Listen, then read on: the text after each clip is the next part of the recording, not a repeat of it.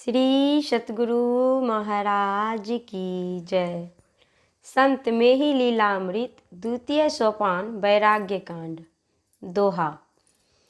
तहाँ दोय भंडार गृह बने विलक्षण आय, एक साहब जी के लिए एक अन्य जन पाय।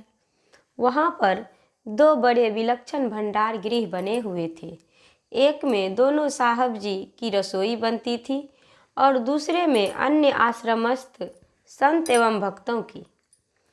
तहाँ भक्त दो साधिकी करे आरती नीत, प्रथम ही साहब उग्र की बाद दयाल लघुकीत। वहाँ के भक्तगण दोनों साहबानों की नित्य प्रति आरती किया करते थे। पहले उग्रनाम साहब जी की, बाद में छोटे साहब दयाराम जी की। वंश डोर 10-3 की सुनी प्रशंसा आप, नैनन देखे अवर कछु भई साधना माप। उक्त मठ की वंश डोरी की 13वीं पीढ़ी के दोनों महंतों की आपने बड़ी प्रशंसा रामदास जी से सुन रखी थी कि उनकी देह की छाया नहीं पड़ती है, परंतु आँखों से आपने कुछ और ही देखा। उनकी देह की छाया पड़ रही थी, बस उनकी साधना की थाह आप पा गए। रहे 11 दिवस तहाँ भया न मन पड़ी तोष, जेहि कारण आए प्रभु सुनी न साधन ठोस। वहाँ आप 11 दिनों तक रहे, परंतु मन को तृप्ति नहीं मिली। जिस उद्देश्य से आप वहाँ आए थे वह सार शब्द संबंधी असली साधना वहाँ आपने देखी ही नहीं। पूछे साहब एक दिन क्या भर मन उद्देश्य, मैं जिज्ञासु शब्द का साधन जान विशेष। एक दिन उग्रनाम साहब जी ने आपसे पूछा, आपके इस प्रकार भ्रमण करने का क्या उद्देश्य है? आपने कहा, सुरत शब्द योग की विशेष साधना विधि जानने के लक्ष्य से ही मैं भ्रमण करता हूँ।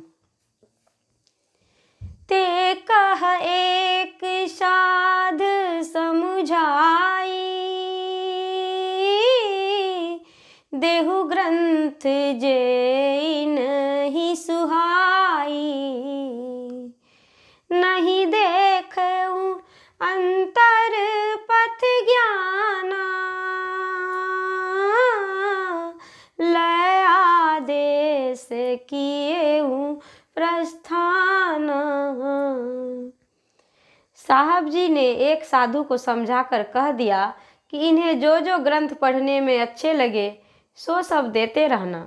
आपने मन में समझ लिया कि यहाँ मेरी जिज्ञासा का समाधान होने वाला नहीं है, क्योंकि इनके अंदर आंतरिक साधना का कोई ज्ञान नहीं है।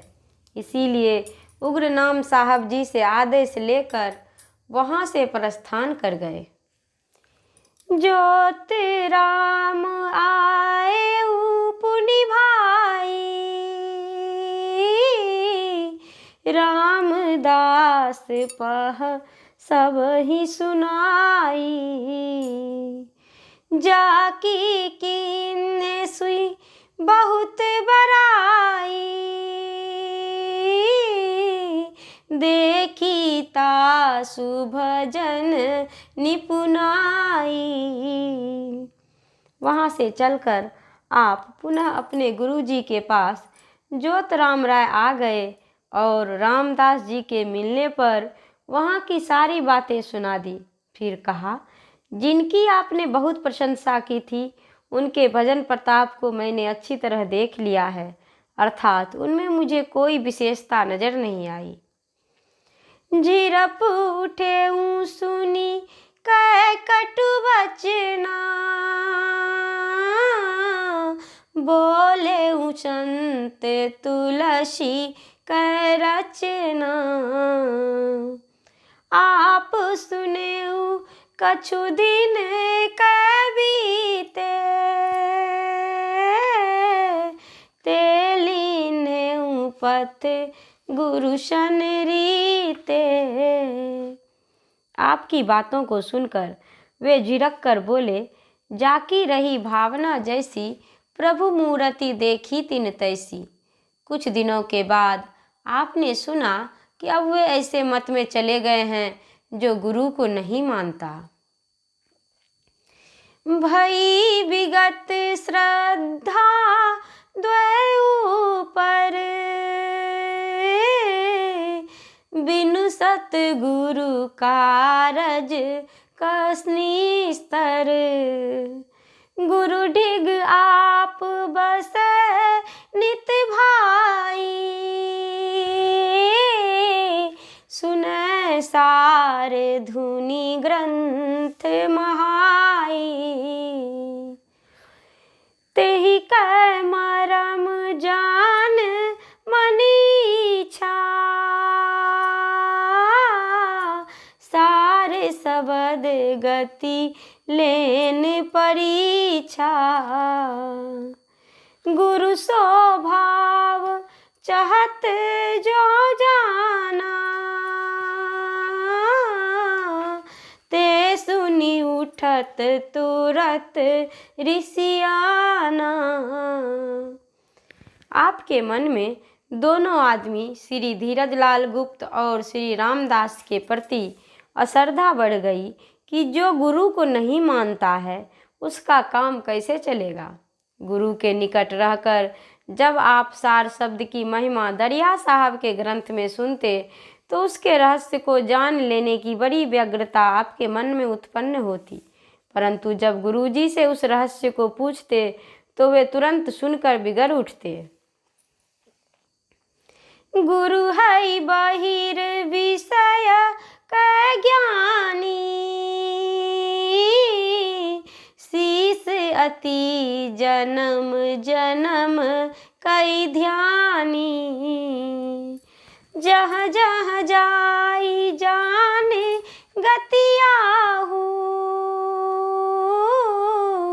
वह नहीं तोस विषम उर्दाहू। गुरु तो थे परोक्ष ज्ञान को जानने वाले, परंतु शिष्य था जन्म जन्म का ध्यानी पुरुष। बात बने तो कैसे? जहाँ जहाँ इस विषय को जानने के उद्देश्य से आप जाते वहाँ वहाँ असंतुष्टि ही हाथ लगती, जिससे आपकी अंतर व्याकुलता और भी बढ़ती जाती। चाहत सत्य शब्द कर ज्ञाना, नहीं को सत जन करत बखाना। दरिया ग्रंथ पढ़े अस भाई, सारे शब्द बिनु नहीं प्रभु पाई। आप सृष्टि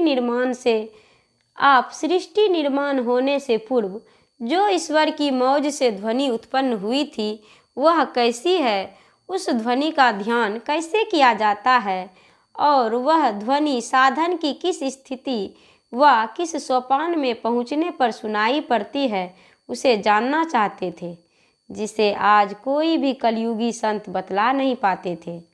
दरिया साहब के ग्रंथ में उस ध्वनि की महिमा के संबंध में ऐसा लिखा हुआ है कि उस ध्वनि की साधना किए बिना अथवा ध्यान में उसे प्राप्त किए बिना कोई ईश्वर को प्राप्त नहीं कर सकता। आज पूछी हूँ गुरु शन जाई, जो कितनहु मन माही रिसाई। पूछे जाई सवद कर भेऊ, अति रिसान लागेऊ पुनितेऊ। किंतु आज वे कितना भी क्यों न बिगड़े, मैं बिना पूछे नहीं रहूँगा। इतने संवेग में आपने दरिया साहब की सार शब्द संबंधी वाणी पूछ ही ली। उत्तर देने के बदले गुरुजी आज बहुत बिगड़ने लगे, जितना पहले कभी नहीं बिगड़े थे। सुनी गुरु वचन अनल सम लागे, भोजन शयन रंग रस त्यागे। हृदय विकल मन कछु न सुहाई, बिरह सिंधु बूरत निसी भाई। गुरु का वचन आपको अग्नि के समान लगा। आपने भोजन, विश्राम, किसी के संग बैठकर बातचीत करना, सब कुछ से मुंह मोड़ लिया। हृदय अत्यंत विह्वल है, मन में कुछ सुहाता ही नहीं। अत्यंत स्तब्ध रात्रि में आप विरह समुद्र के अंदर डूबने लगे। दुसह दशा अति बाढ़न लागे, केहि विधि बढ़ाऊं भगति पथ आगे। गुरु अस्त मिलय जो संशय टारे, भव सागर जल मोहि उबारे। प्रियतम से मिलने की तरफ अत्यंत गंभीर होती गई। हे विधाता, अब मैं किस प्रकार भक्ति मार्ग पर आगे बढ़ पाऊंगा। मन में विचार उठता, कोई ऐसे सतगुरु जीवन में मिल जाए जो हमारे समग्र संशयों को दूर करके भव सागर के जल में मुझ डूबते हुए को बाहर निकाल ले। केहि विधि मिलहि मोहि अस साजन, उर संशय जो करई विभंजन। जेहि सतगुरु पद सत्य सनेहु, मिलहि सुनिश्चय नहीं संदेहु। किस प्रकार मुझे ऐसे संत मिले जो मेरे अंदर के संशयों को नष्ट कर दे। कहते हैं कि जिस सच्चे सतगुरु के चरणों में सत्य प्रेम होता है, उसे वे अवश्य मिलते हैं, इसमें कोई संदेह नहीं है। संदेह नहीं कछु मिलत निश्चय, स्नेह हृदय जो रहे तिनके मनोरथ सिद्ध कारण।